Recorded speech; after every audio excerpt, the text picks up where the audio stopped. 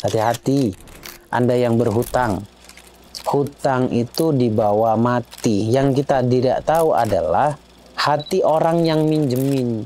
Ikhlas atau tidak. Kalau Anda merasa bersalah kepada orang tua Anda akan datang untuk minta maaf. Kalau Anda merasa bersalah pada pasangan Anda akan memperbaikinya. Itu alamiah kok. Itu manusia banget, alamiah.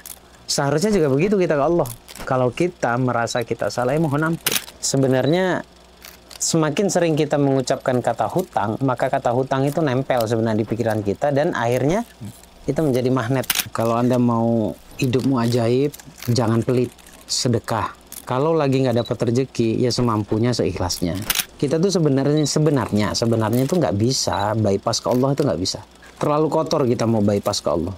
Jadi tetap melalui Rasulullah. Saya yakin ada sebagian orang yang mulai tersenyum. Ya juga ya, terjadi juga di saya. Ya.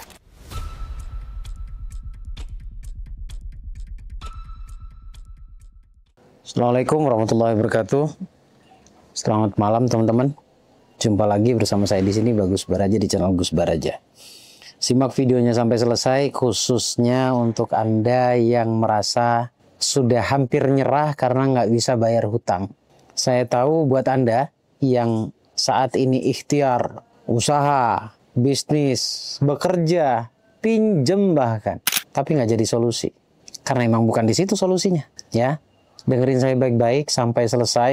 Semoga ini bisa membantu Anda karena sudah banyak sekali yang terbantukan. Dan video kali ini atau materinya, ini bukan kali pertama saya ingin mengulang video yang pernah saya bahas tepatnya 3 tahun yang lalu. Dan waktu itu saya masih baru ngonten dan baru buka kelas kalau nggak salah. Itu banyak sekali yang dapat keajaiban hutangnya lunas. Saya coba akan jelaskan secara detail di sini agar Anda benar-benar merasa tercerahkan dan mendapatkan solusi mungkin ya. Kalau saya nggak bisa kasih solusi sebenarnya. Solusi itu yang bisa ngasih cuma Allah, bukan saya. Tapi Allah akan kasih solusi pada orang yang seperti apa dan hati yang bagaimana. Dengerin baik-baik, simak baik-baik. Insya Allah ini akan jadi manfaat untuk Anda. Yang pertama, buat Anda yang sudah hampir nyerah, hampir nggak nemuin jalan, buntu, gitu ya. Yang pertama adalah, ya, tobat. Tobat bahwa Anda sudah melakukan kesalahan, sadarlah. Karena kalau bicara hutang pasti hutang ke bank ya. Dan sebenarnya Anda sedang menzalimi diri sendiri aja gitu. Saya nggak nyalahin banknya, saya nyalahin konsep yang ada, gitu ya. Sebut saja riba. Riba itu sesuatu yang dilarang oleh Allah. Nggak ada jalan lain kecuali tobat. Dan ini pun juga perlu waktu ya. Bukan berarti ketika saya ngomong begini besok langsung lunas, enggak. Besok langsung dapat keajaiban, enggak. Saya juga harus jujur ngomong begini ya. Jadi tobat itu yang pertama. Tobat itu juga dibagi 3 hal. Dibagi menjadi 3 penjelasan. Tobat yang pertama adalah sadari kalau Anda sudah melakukan kesalahan. Akui. Ngaku nggak nih sekarang nih? Kalau Anda nggak ngaku, nggak. Karena kan begini, terlalu banyak alasan. Padahal ngaku juga nggak bayar, ya Anda nggak perlu percaya apa yang saya sampaikan dan nggak perlu nonton juga video ini. Ya, karena pintu pertamanya di situ. Mengakui bahwa Anda sudah melakukan dosa. Kalau sudah mengakui, mohon ampun ke Allah. Setulus-tulusnya mohon ampun. Saya berikan analogi begini. Kalau Anda merasa bersalah kepada orang tua Anda akan datang untuk minta maaf. Kalau Anda merasa bersalah pada pasangan Anda akan memperbaikinya. Itu alamiah kok. Itu manusia banget, alamiah. Seharusnya juga begitu kita ke Allah. Kalau kita merasa kita salah, mohon ampun. Tadi kan udah diakui nih. Berarti diampuni. Itu sebenarnya otomatis. Mohon ampun. Kemudian yang ketiga apa? Berjanji untuk tidak mengulanginya lagi. Disebut orang itu menyesal karena pastinya dia tidak akan mengulanginya lagi. Mengulanginya itu gimana sih maksudnya gini? Mungkin boleh jadi nih. Boleh jadi setelah saya ngomong begini, lalu Anda merasa benar-benar Anda ingin bertobat. Kayaknya bisa jadi. Besok atau lusa ada yang menawarkan Anda dengan konsep yang sama. Nah, pertanyaannya, Anda ambil apa enggak itu? Nah, ini ujiannya mirip-mirip nih. Banyak sekali yang merasakan seperti ini. Di saat dia benar-benar ingin bertobat, ternyata ada tawaran lagi. Nah, sebenarnya bawah sadarmu itu sebenarnya masih calling, masih memanggil hutang itu. Artinya penyelesaiannya dalam bentuk hutang juga gitu. Ini baru beberapa menit, saya yakin ada sebagian orang yang mulai tersenyum. Ya juga ya, terjadi juga di saya. Iya. Karena saya pernah mengalaminya. Jadi apa yang saya sampaikan ini pengalaman, bukan teori. Oke ya, tobat, dan tobat itu dibagi melalui 3 cara. Yang pertama adalah akui kalau Anda sudah melakukan sesuatu yang dilarang oleh Allah. Kemudian yang kedua adalah mohon ampun kepada Allah, beristighfar dan lain sebagainya. Kemudian yang ketiga adalah berjanji untuk tidak mengulanginya lagi. Nah, kemudian setelah bertobat, apalagi? Kata itu mempengaruhi loh. Kata yang sering kita ucapkan itu sebenarnya gambaran apa yang ada di dalam pikiran kita. Karena rule-nya begini, apa yang kita pikirkan akan berubah menjadi perkataan. Yang kita katakan berubah lagi menjadi sebuah tindakan. Yang kita kerjakan menjadi sebuah habit dan seterusnya sampai jadi nasib.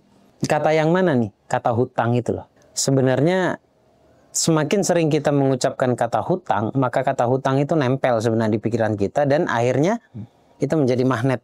Bahkan ada orang yang tidak habis pikir, kenapa hutang solusinya hutang lagi? Pikirannya, hati-hati. Lantas yang benar gimana? Yang tepat gimana? Saya nggak bilang ini benar, saya nggak bilang ini tepat. Mungkin lebih baik daripada mengucapkan kata hutang, mungkin lebih baik mengucapkan kata kewajiban, mungkin amanah. Itu, rubah itu. Anda bisa tahu nanti maksudnya apa ketika Anda sudah mengulang-ulang itu. Dan akhirnya Anda diamankan oleh Allah dari hutang tersebut. Amanah atau kewajiban. Oke ya.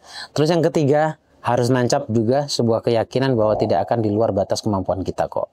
Anda takut juga bukan kali pertama ini. Takut itu sudah berulang, tapi takut itu ternyata terlewati juga gitu loh. Misal contoh, takut nggak bisa bayar. Anda yang sudah masuk kreditan, yang sudah masuk 1 tahun, Anda takut nggak bisa bayar. Rasa takut itu bukan kali ini. Coba perhatikan, dulunya juga takut, tapi juga terselesaikan gitu. Artinya bukan Anda hebat, bukan kita hebat, tapi Allah mau nepatin janji bahwa tidak akan di luar batas kemampuan kita.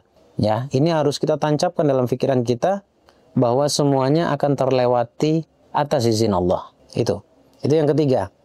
Kemudian yang keempat, coba niatnya diperbaiki.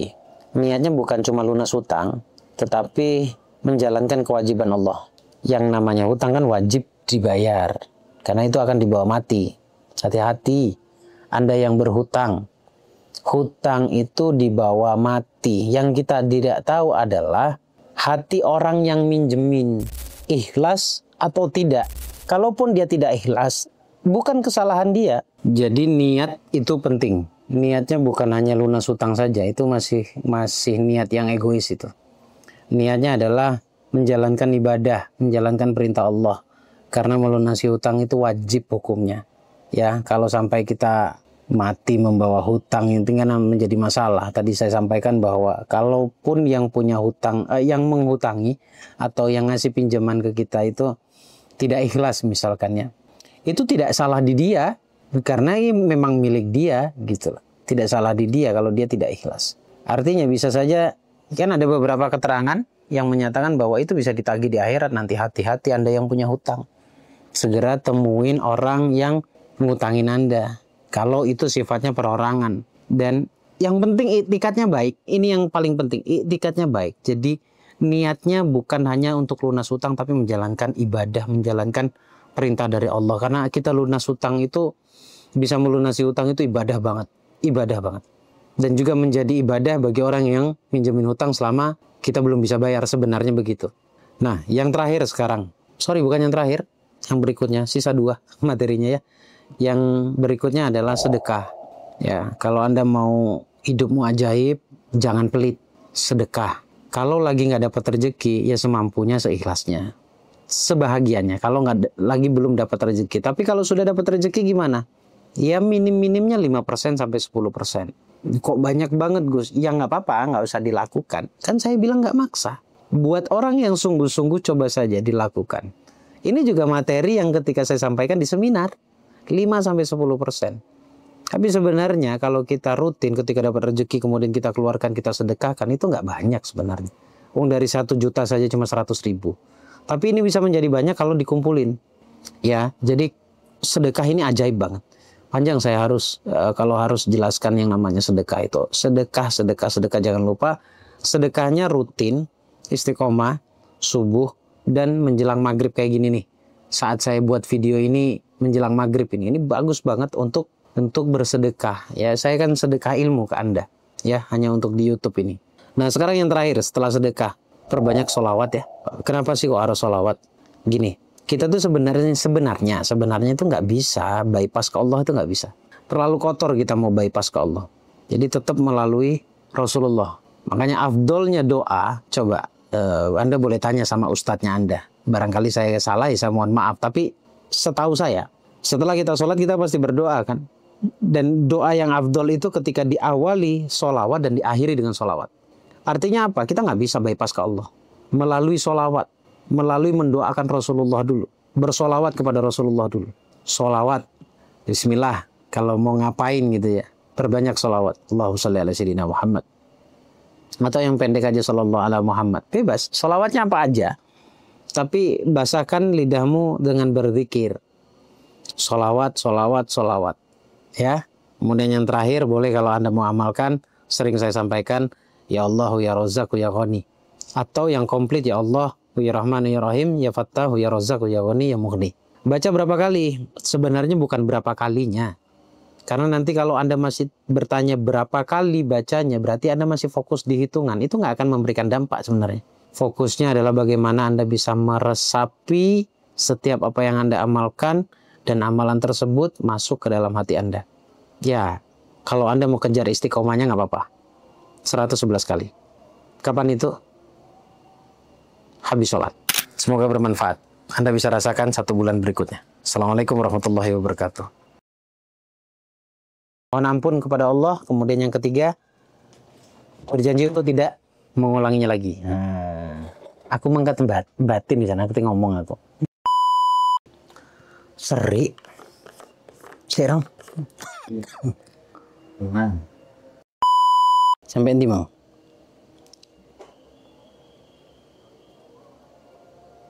Belum, Den? Sampai nanti, Den?